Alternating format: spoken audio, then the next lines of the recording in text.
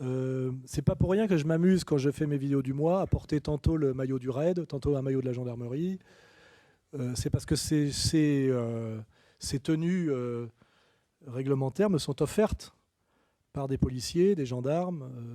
Les policiers, les gendarmes sont des fonctionnaires de l'État français qui ont été élevés dans l'esprit de la République telle qu'on nous l'a apprise et qui a des qualités et qui a sans doute existé. Hein.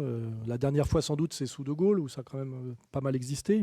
Je me souviens, moi, de mon enfance en banlieue parisienne dans les années 60. La République française existait vraiment. Hein. C'est un autre sujet, mais c'est incroyable, comme c'est très très loin de nous. Hein. Il y a eu mai 68 qui est passé entre-temps, mais la France était une république sociale assez certainement dans les années 60. Hein. Et ces policiers, ces gendarmes, qui sont des patriotes français, souvent, issus du petit peuple de France, comme je l'ai dit, vous voyez beaucoup de Gaulois, et aujourd'hui beaucoup de Français d'origine immigrée, hein, qui intègrent la police, l'armée, etc. Ils ont une grande conscience de la situation, parce qu'ils sont au contact. Ils voient les sales boulots qu'on leur fait faire. Ils voient aussi que leurs conditions de travail se dégradent. Ils voient qu'ils sont envoyés au casse-pipe et pas soutenus par leur hiérarchie. Ils voient le mensonge de leurs ministres. Ils voient le mensonge aussi des préfets, des sous-préfets, de ces élites qui sont systématiquement maçonniques, corrompues, etc. Donc les policiers, les gendarmes de base, et même parfois d'ailleurs jusqu'à un certain grade, ont conscience de l'écroulement de la France, de la trahison des élites, du courage et de la pertinence que représente le travail qu'on fait, et m'envoient très souvent des messages en disant, et comme les CRS aussi, parce que comme en plus ils sont en caserne, etc., ils sont très politisés, contrairement à ce qu'on croit. Alors, ils regardent les vidéos, etc. Donc, tout à l'heure, quand j'ai pris le train, le contrôleur, mon garde du corps le confirmera, le contrôleur qui a contrôlé mon billet a tenu à faire une photo quenelle avec moi. Et ça arrive tout le temps. Donc j'avais dit ça chez Thaddée une fois, personne n'avait compris. Je disais, ce qui est très important dans une période de trouble, c'est l'attitude de ce que j'appelle les corps constitués. Si en France, j'aime bien prendre ces exemples parce que ça emmerde certains, si en France, pendant la politique de collaboration, 85% des Juifs de France ont échappé aux lois de Vichy, c'est parce que la police, avant d'aller les arrêter, les prévenait la veille, etc., faisait exprès de se tromper d'étage, etc. C'est-à-dire qu'il y a un moment donné où on peut avoir l'espoir dans la conscience citoyenne, la conscience morale des corps constitués, c'est-à-dire policiers, gendarmes, etc. Il n'y a pas que des salauds là-dedans. Et c'est d'ailleurs une vision gauchiste assez agaçante, qui était très années 70, de montrer systématiquement que les flics sont nos tortionnaires, des salauds, des argentins, alors que souvent c'est le petit peuple de France, et que les gauchistes qui les montraient du doigt étaient des fils à papa, qui aujourd'hui d'ailleurs travaillent dans la pub ou chez Goldman Sachs, et regardent Canal+. J'ai plus de respect, c'est ce que disait Pasolini, il disait en 68, j'ai plus de respect pour un CRS fils de paysan que pour un étudiant protestataire fils de notaire. Hein. C'était une phrase de Pier Paolo Pasolini, et elle était assez subversive. Voilà. Donc l'espoir, souvent, je veux dire, une révolution, c'est quoi? C'est quand un petit pouvoir... Le pouvoir, c'est toujours 1% de la population, vous le sachiez. J'ai étudié dans toutes les sociétés, brahmanisme hindou, chez tout ce que vous voulez. Le pouvoir, c'est 1% de gens qui en dominent 99%. L'aristocratie française a régné sur la France pendant 1000 ans en étant 1% de la population. Donc les imbéciles qui vous disent « c'est délirant votre idée de penser qu'une petite communauté qui ne fait qu'1% de la population française a le pouvoir en France », non, c'est même une démonstration. Pour pouvoir avoir le pouvoir, il faut être un groupe organisé de 1%. Plus vous êtes nombreux, plus vous êtes fragile en réalité. Il n'y a rien de plus inefficace en pouvoir que les masses désorganisées. Elles sont faites pour être manipulées et sacrifiées. Hein. En réalité, le pouvoir, c'est les petits groupes. Et quand le petit groupe de 1% organisé a la masse qui se révolte contre elle, c'est le début de la révolution. Quand est-ce qu'une révolution devient effective ? C'est quand la police et l'armée qui est convoquée par l'oligarchie de 1% pour tirer sur la foule, cette police et cette armée qui fait partie du peuple au niveau de son origine de classe, se met du côté des gens du petit peuple contre les élites oligarchiques. Ça s'appelle le moment de la révolution. C'est le moment où le policier, ou le CRS, ou le militaire qui était venu tirer sur la foule, ordre donné par l'oligarchie, rejoint les manifestants. Et ben c'est exactement ça qu'il faut espérer un jour, c'est que les forces de maintien de l'ordre qui ont conscience de la crise et qui ont une conscience morale, parce qu'elles croient à la République authentique et qu'elles voient qu'aujourd'hui, la République authentique est plutôt incarnée par des gens comme nous que par les animateurs de Canal+, et les politiques, etc., etc. Au moment où on leur dira « allez arrêter Soral » ou « allez taper sur les manifestants », et on le voit aujourd'hui, je crois, en Italie, où les policiers ont défilé avec du côté des manifestants, on l'a vu en Grèce, etc. Ce sont des signes pré-révolutionnaires. Et s'il n'y a pas ça, il n'y a pas de révolution. Pour qu'il y ait une révolution, il faut que les forces de maintien de l'ordre, qui sont d'abord l'armée, puis la police, en France il y a police et gendarmerie, basculent du côté du petit peuple en colère. C'est ça le moment clé d'une révolution. S'il n'y a pas ça, il n'y a pas de révolution.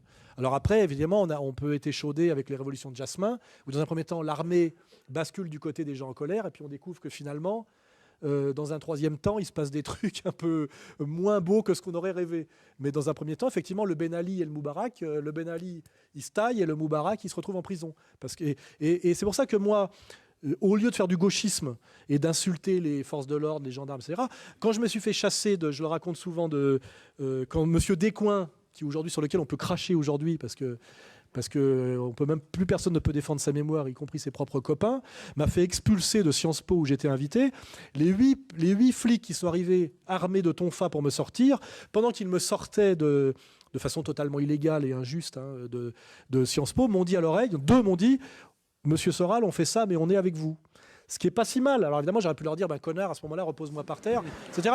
Mais on comprend bien que le type, c'est un salarié, c'est un petit gars qui a une femme et des gosses. Il a peur de foutre sa petite vie en l'air. Mais c'est un signe de prise de conscience, etc. Il ne faut pas perdre espoir. Les gendarmes et les policiers en France sont des gens qui appartiennent au peuple. Ils souffrent, ils sont très mal payés, ils sont humiliés, méprisés, etc. Ils ont conscience de la réalité. Souvent, ils sont beaucoup plus intelligents que ce qu'on croit et très lucides, comme le sont les patrons de bistrot, les chauffeurs de taxi, parce qu'ils sont au contact du réel, ils sont au contact de la misère, ils sont au contact de la banlieue. Ils savent beaucoup plus que les journalistes menteurs. Ils en souffrent et je vous le dis, beaucoup sont avec nous. Voilà, même si ils sont discrets, effectivement, parce qu'ils ont le problème de la perte d'emploi. Donc voilà, je crois, la réponse à votre question. Enfin, j'ajouterais juste un point qui est intéressant, ça concerne l'aristocratie française, les deux, tous ceux qui ont une particule. Et vous observerez, enfin, je ne sais pas si vous le savez, mais que les deux héritiers, enfin, du moins ceux qui prétendent être les deux héritiers du trône de France, sont tous les deux banquiers. Donc c'est quand même assez symbolique. Je trouve ça absolument sidérant de voir que je crois que c'est Louis XX, qui a épousé effectivement une héritière vénézuélienne propriétaire d'une banque. Et vous avez, je crois, la famille d'Orléans qui, elle, se trouve à la JP Morgan. Alors que traditionnellement, le roi de France est un guerrier valeureux, issu oui. Il y avait les laboratores, les oratores et les bellatores. Vous voyez, normalement, un aristocrate digne de ce nom est quelqu'un qui porte l'épée et dont la fonction première est de protéger le paysan pour qu'il puisse nourrir et le prêtre pour qu'il puisse éduquer et soigner. C'était ça, la tripartition fonctionnelle qui a été détruite progressivement, notamment par la cour de Louis XIV, et qui fait qu'à un moment donné, les aristocrates ont perdu leur pouvoir car ils ne remplissaient plus aucune fonction. Et qu'il y a toujours un lien entre l'existence politique et la fonctionnalité, même s'il y a un décalage entre les deux. Quand vous ne servez plus à rien et que vous êtes un pur parasite, il faut un certain temps, mais vous finirez par être chassé de votre position sociale. Et en fait, aujourd'hui, on peut parler effectivement de la finance purement parasite, qui effectivement a une fonction antisociale et parasitaire totale, et il faudra un certain temps, mais sans doute à un moment donné, sera chassé de la communauté humaine et de sa position dominante. C'est une question de temps. Et là, on est effectivement dans une attente qui est toujours plus longue que ce qu'on croit, parce qu'en réalité, ça c'est un constat qu'on fait quand on vieillit, c'est qu'on a bien compris la logique, mais comme on n'a qu'une vie d'homme assez courte, on aimerait que ça aille beaucoup plus vite.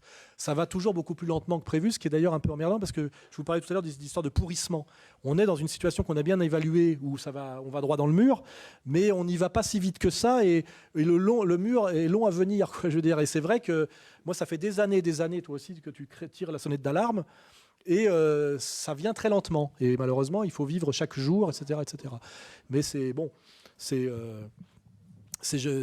Pour conclure, effectivement, quand on voit que les rois sont aujourd'hui banquiers et que on envoie les policiers, on ne les paye plus, on leur demande de poursuivre les voyous à vélo et qu'on les en autostop. Ou en autostop. Et surtout que quand on leur demande d'intervenir et qu'il y a une bavure parce qu'ils sont obligés de sauver leur peau, on les lâche pour des raisons d'opinion publique et on les envoie après les envoyer au casse-pipe, on les sacrifie. On voit bien que toute cette société est globalement, le mot est clair, c'est dysfonctionnel. Et une société dysfonctionnelle ne peut pas perdurer très longtemps. Parce qu'en dernière instance, le monde est réel. Vous voyez, c'est l'éternel retour du concret. Il ne peut exister que des choses majoritairement fonctionnelle. La société soviétique s'est effondrée car elle était devenue totalement dysfonctionnelle. Et ça, c'est une clé d'espoir. Notre société aujourd'hui, quand on enlève le mensonge, l'habillage médiatique, la verroterie technologique, etc., est globalement totalement dysfonctionnelle. Et donc, c'est une question de temps pour qu'elle s'effondre et soit remplacée par une autre qui sera plus fonctionnelle. Hein. Mais malheureusement, est-ce que ça va prendre 2 ans, 10 ans, 20 ans ? Je crois d'ailleurs que ça s'accélère de plus en plus et que ça ne sera pas 20 ans. Hein. Je pense que ça ne peut pas tenir 20 ans. Mais effectivement, on aimerait que ça aille plus vite. Et moi, ça fait longtemps que je ronge mon frein. Et donc, le message, c'est rongez votre frein intelligemment, c'est-à-dire cultivez-vous et organisez-vous, parce qu'effectivement, les gens qui ont attendu le grand soir pour demain ont souvent été déçus. Et c'est souvent ceux que vous retrouvez dans le camp d'en face. Hein. Tous les révolutionnaires qui vous ont parlé de grand soir pendant des années, vous les retrouvez au MEDEF. C'est du Mélenchon. Hein. Voilà, donc. Ma question s'adresse à M. Soral. J'aurais voulu savoir, pour approfondir l'idée d'un guide militaire, d'un leader militaire, parce qu'effectivement, on a Général de Gaulle, on a aussi Castro, etc. Est-ce qu'en France, il y a un espoir, entre guillemets, d'un militaire, justement, qui pourrait nous guider, qui pourrait se soulever, qui pourrait mener un coup d'État éventuellement. Enfin, voilà. Est-ce que vous pouvez... La dernière fois qu'un militaire était au pouvoir en France, c'est pas si vieux que ça, c'est le général de Gaulle, c'est vrai. Il y a effectivement une tradition en France de ce qu'on appelle le bonapartisme, puisque de Gaulle fait partie de cette tradition, c'est-à-dire à un moment donné, comment dirais-je, d'un mouvement de défense du peuple, mais qui vient de la superstructure, qui vient d'en haut. Ça s'appelle le bonapartisme. En fait, c'est la droite populaire. Ça existe en France. Ça commence avec Bonaparte chez nous et ça finit avec de Gaulle. Donc c'est dans une certaine tradition. Mais aujourd'hui, on voit bien que, notamment depuis les événements d'Algérie, hein, le soulèvement des militaires en Algérie pour essayer de maintenir l'Algérie dans l'Empire et la manière dont ça s'est fini, fait que la grande muette a été beaucoup, comment dirais-je, émasculée, et qu'aujourd'hui, on voit bien que les militaires en France ne pèsent plus rien dans le politique. Il n'y a aucun militaire dans le politique, sauf, je le rappelle, Jean-Marie Le Pen, qui est enfin un militaire politique. Et d'ailleurs, ça lui est reproché. C'est-à-dire que le fait d'avoir été un patriote français qui s'est engagé du côté de la France dans certains combats à un moment donné, considéré comme quelque chose de pénalisant. Vous voyez ? En général, aujourd'hui, les politiques sont tous issus, à partir de Pompidou, de la banque. Hein, il était ancien haut gradé de la banque Rothschild. Ou alors, ce qu'on appelle de la société civile, ce qui est très ambigu, c'est-à-dire souvent, en fait, des ayants droit et du monde des affaires. Voilà. Et aujourd'hui, si vous avez regardé sur Égalité et Réconciliation les vidéos qu'on relaie des Russes, on a découvert par les Russes qu'en fait, il y avait en France 5500 généraux en pré-retraite qui étaient payés alors qu'on en a besoin de 300. Ce qui est une manière aussi d'acheter l'armée par ces hauts gradés en les payant à ne rien faire. On sait aussi par les livres blancs qu'il y a une entreprise aujourd'hui, depuis Sarkozy, qui s'est accélérée de dislocation de l'armée française pour qu'elle ne soit plus une armée française, mais un auxiliaire de l'armée mondialiste de l'OTAN, en la détruisant structurellement pour lui interdire toute autonomie technique, notamment par sa capacité de projection logistique, etc. Ce qui veut bien dire que le pouvoir français, qui est un relais du pouvoir mondialiste, se méfie de l'armée et tend à la détruire, parce qu'elle pourrait à un moment donné, effectivement, au niveau, je pense, des petits gradés, hein, on va dire de ceux qui ne sont pas complètement rachetés par le système, ça pourrait devenir une force d'opposition.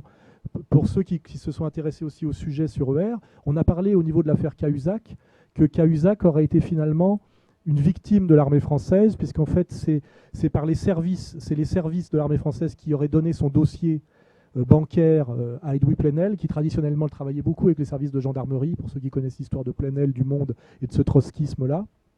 Et qu'en fait, Cahuzac étant ministre du budget et ayant programmé une destruction budgétaire totale de l'armée, il y aurait eu une petite révolte de l'armée contre lui. Ce qui serait un signe aujourd'hui que l'armée est tellement victime du système et tellement inquiète finalement de n'être plus rien. Je rappelle que le début de la destruction de l'armée française, c'est l'affaire Dreyfus, si on veut regarder historiquement en France. Hein. Le premier grand discrédit de l'armée française, c'est l'affaire Dreyfus, qui est une affaire très ambiguë et très symptomatique et très symbolique, avec toujours l'histoire de l'antisémitisme, des journalistes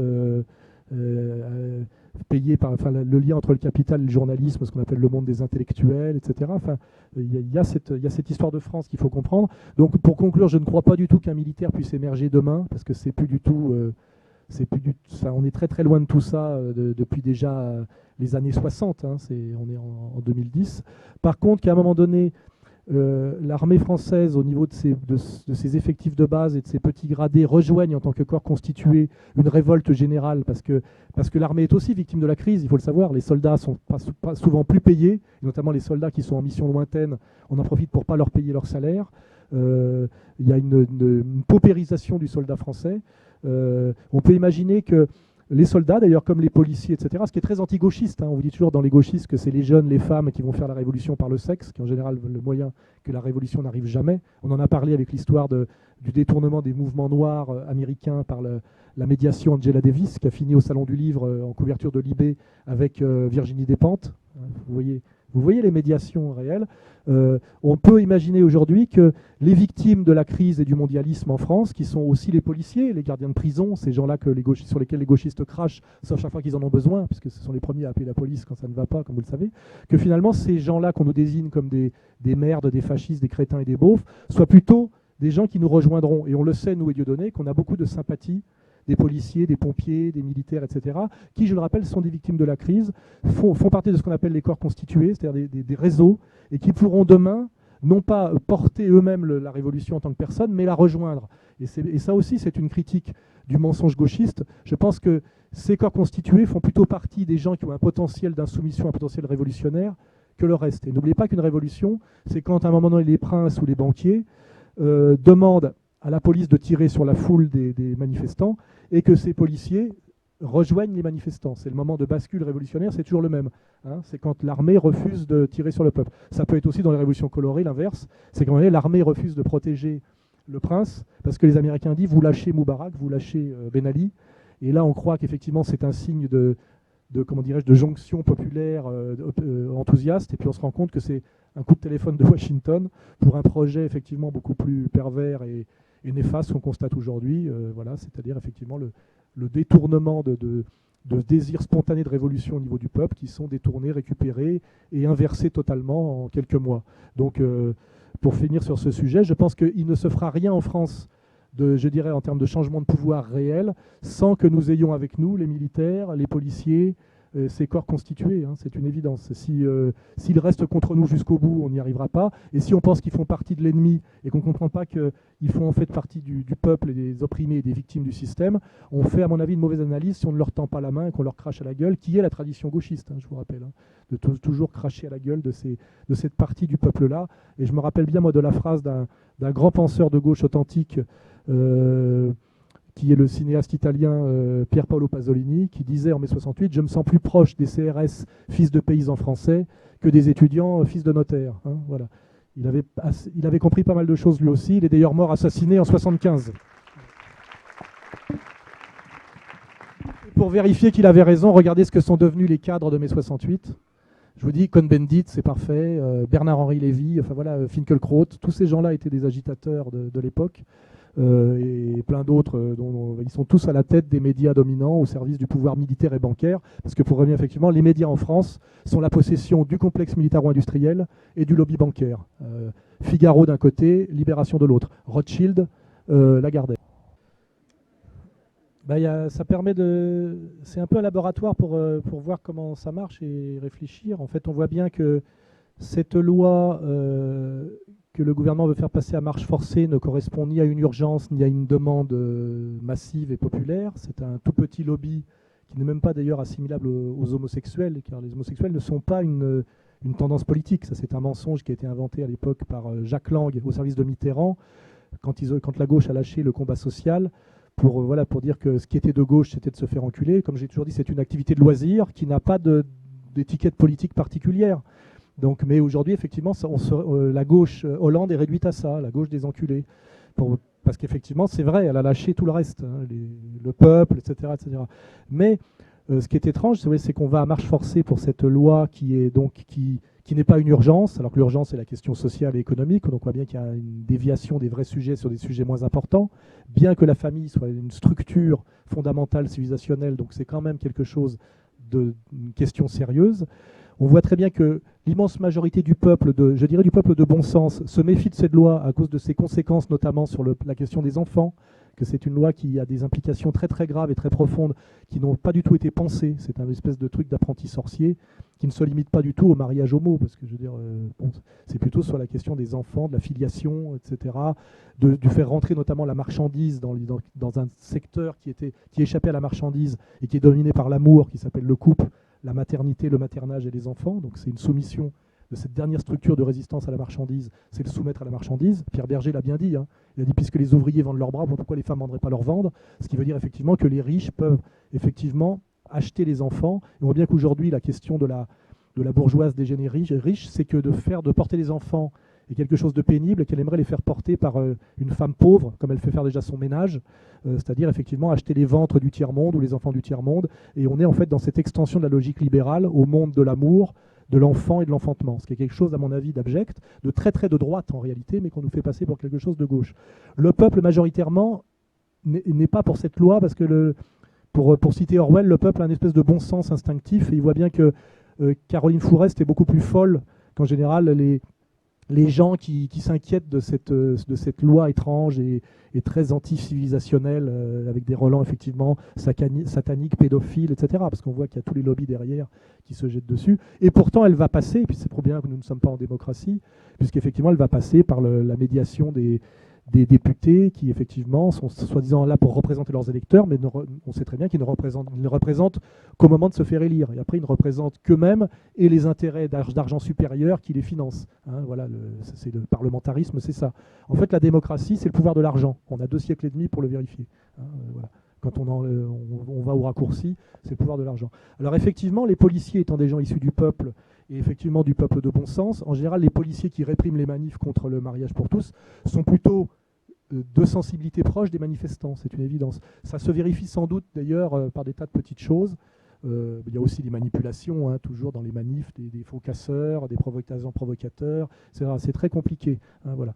Mais ce qui est sûr qu'à un moment donné, c'est peut-être un laboratoire intéressant, c'est qu'on pourrait imaginer que si ça s'aggrave, parce que je pense que le gouvernement n'a pas mesuré la résistance à cette loi qu'il pensait facile à imposer, il est possible qu'à un moment donné, sur ce sujet très périphérique, si la contestation se maintient et que la répression s'aggrave, etc., on ait des crises de conscience, effectivement, de policiers ou de CRS qui refusent de réprimer, qui passent du côté des manifestants. Et sur un sujet périphérique, par rapport à la question sociale, hein, je veux dire comme celui-là, on peut imaginer quelque chose une espèce d'aventure que le gouvernement ne maîtrise pas, hein, parce qu'on voit qu'il y a encore une manif demain, etc., etc. En tout cas, moi, ce qui m'intéresse, c'est de faire de la pédagogie sur ce sujet et de prétendre que cette loi est une avancée de l'égalité et quelque chose de totalement abstrait et de mensonger. Le mariage pour tous, en fait, c'est à terme le mariage pour personne. C'est la destruction de quelque chose qui était un lieu non marchand, c'est-à-dire fondé sur l'amour, hein, le couple. On fait des enfants parce qu'un homme et une femme s'aiment et qu'ils se rencontrent, et ils font des enfants en s'accouplant naturellement, et tout ça était hors marchandise. Et ce qu'il faut bien garder, à mon avis, de plus important dans l'analyse de cette loi, qui se présente comme une avancée progressiste, avec derrière une énorme volonté maçonnique, et puis des militants, comme on voit, comme Fourest, etc., et une certaine extrême gauche qui a abandonné la question sociale. Cette loi est, à mon avis, une atteinte de ce qu'on appelle la logique libérale, qui est la marchandisation de tout, à un dernier bastion qui résistait, le dernier à la marchandise, qui est le lieu le plus sacré, je dirais, non marchand, et qui ne peut exister qu'en échappant à la marchandise, qui est le lieu de l'amour. Voilà. L'amour du couple qui se rencontre et qui fait des enfants par amour, de la mère qui fait un enfant par amour et qui l'élève par amour. Tout ça est hors marchandise. Et je pense que cette loi veut dire que le monde de la marchandise, le monde du pouvoir, de la domination marchande, cette logique libérale et cette extension de la logique libérale à toutes les sphères de l'activité, d'abord économique, puis culturelle, puis profondément humaine, commerce des organes, commerce des enfants, prostitution généralisée. C'est comme ça qu'il faut comprendre cette loi, c'est détruire une structure civilisationnelle fondamentale qui fonctionnait hors marché pour la soumettre en la disloquant intégralement au marché. Vous verrez que c'est ce qui va se passer dans les années à venir avec le droit à la procréation, acheter des ventres, acheter des gosses, etc.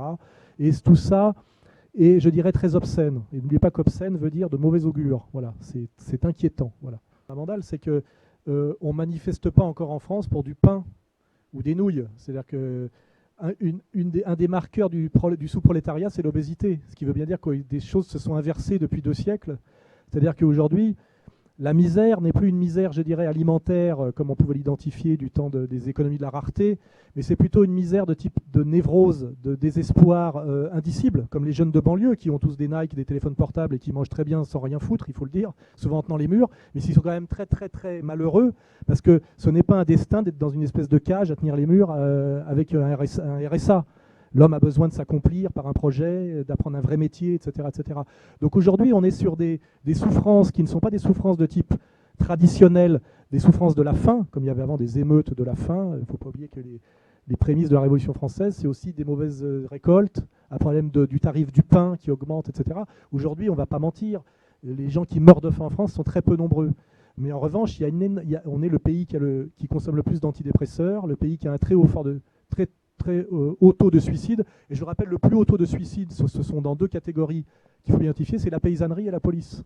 C'est important de le comprendre. Donc, effectivement, on ne crève pas assez de faim en France pour faire la révolution, mais quand on fait des sondages, on voit que les Français disent que ça va très mal, qu'ils voient leur avenir de manière assez noire, et que de toute façon, d'un point de vue de ce qu'on appelle la paupérisation relative, la qualité de vie ne fait que se dégrader en France depuis on va dire le premier choc pétrolier, si on veut s'en servir comme marqueur, bien que ce soit une arnaque. Hein. Le premier choc pétrolier, c'est la guerre du Kippour, en fait, hein, comme toujours. Il faudrait étudier ce qu'il y a derrière le premier choc pétrolier. On a mis ça sur le dos des Arabes, mais c'est pas tout à fait ça. Hein. Voilà, il faut toujours bien étudier en profondeur. Donc effectivement, on est dans une période de paupérisation, c'est-à-dire que le niveau de vie du français moyen, ses espérances de progrès, d'accomplissement sont en régression permanente depuis des décennies. Aujourd'hui, on atteint effectivement un chômage de masse, une désindustrialisation profonde. Il y a aussi effectivement un ensauvagement de la société qu'il ne faut pas nier. Il y a beaucoup de montée de la délinquance, tout ça va ensemble. Donc les Français sont très inquiets. Ils ont un sentiment de malaise profond, mais ils ne crèvent pas de faim. Donc effectivement, le passage à l'acte révolutionnaire, Marion Sigaud le disait très bien, dans les manifs de l'époque 1789, c'est souvent des femmes qui attaquaient des réserves de blé, c'est-à-dire qui allaient chercher de la nourriture pour nourrir leur famille. On est dans une période historique où ça a peu de chances d'arriver. Il y a toujours moyen de manger. Mais est-ce que le fait de manger dans une société de merde absolument névrosante est suffisante pour qu'il ne se passe rien au niveau du passage à l'acte? À la limite, la question est ouverte. Je pense qu'on peut arriver demain à des mouvements révolutionnaires basés sur de la dépression et sur du sentiment de misère qui ne soit plus effectivement de la misère matérielle stricte des périodes d'économie de la rareté, où effectivement la misère, c'est la misère du ventre, voilà, hein, la misère de l'estomac. Voilà. Mais c'est une question ouverte et je pense que le pouvoir spécule sur le fait qu'entre la télé, les jeux, l'espoir de gagner au loto, il ne faut pas oublier hein, cette mise en place du jeu qui a été fait par les socialistes hein, d'ailleurs. À partir de 1981, il y a eu une poussée exponentielle du jeu de hasard qui est une école de l'immoralité, n'oubliez pas. Hein. Dans les pays socialistes, c'était interdit, c'est pas pour rien. Hein. Ouais.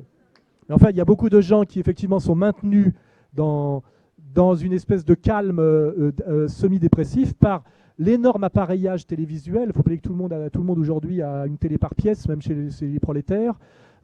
L'espoir de gagner au jeu, qui est quand même un truc très très massif.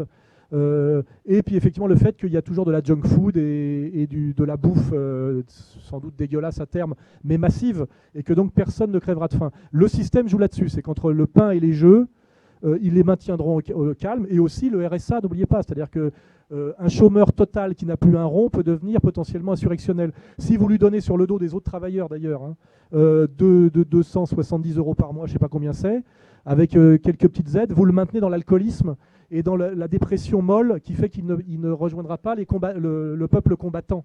Et donc tout ça fait partie de l'ingénierie de domination politique actuelle. Et donc la question est ouverte et elle est posée. Et ce qui est intéressant quand même, c'est que malgré tout, les Français sont les plus gros consommateurs d'antidépresseurs, ce qui à mon avis est bon signe. Ça veut dire que cette vie de merde ne leur plaît pas. Ça serait beaucoup plus inquiétant s'ils étaient souriants et épanouis totalement en bouffant du Drucker et du Arthur et du tirage du loto et puis effectivement les infos où on vous parle de la possibilité de faire du ski, des soldes. On voit bien ce que c'est que les infos, hein, on ne nous parle que de ça, de l'arrivée du soleil, des soldes, des tarifs qui baissent dans le ski. Enfin voilà, on est dans une espèce de société de de loisirs bidons. Voilà. Est-ce qu'à un moment donné, ça pètera quand même? La question est posée. Et le fait que, je le dis pour finir, que les Français ne se satisfassent pas de tout ça, prouve qu'il leur reste encore un fond d'humanité saine. Parce que le jour où les gens seront totalement contents de ça, ça sera le monde effectivement des écrivains comme Le Meilleur des Mondes ou je sais pas quoi, ou Orwell, quoi. C'est que là, le combat sera perdu. Hein. Voilà. Donc, la question est ouverte, mais effectivement, on est dans un monde effectivement où la misère ne s'explique plus par le ventre.